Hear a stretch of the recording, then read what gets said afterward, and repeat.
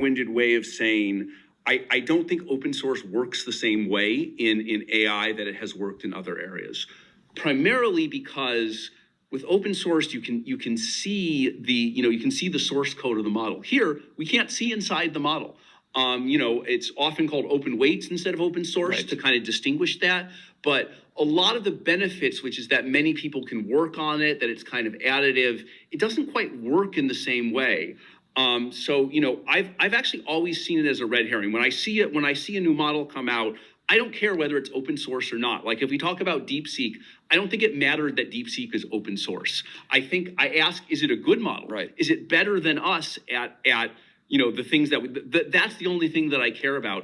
It actually doesn't matter either way, because ultimately you have to host it on the cloud. The people who host it on the cloud do inference. These are big models. They're hard to do inference on. And conversely, many of the things that you can do when you see the weights, we're increasingly offering on clouds where you can fine tune the model. You can, we're even looking at ways to kind of, investigate the activations of the model as part of like an interpretability interface. We did some little things around steering last time. So I think it's the wrong axis to think in terms of. When I think about competition, I think about like, which models are good at the tasks that we do.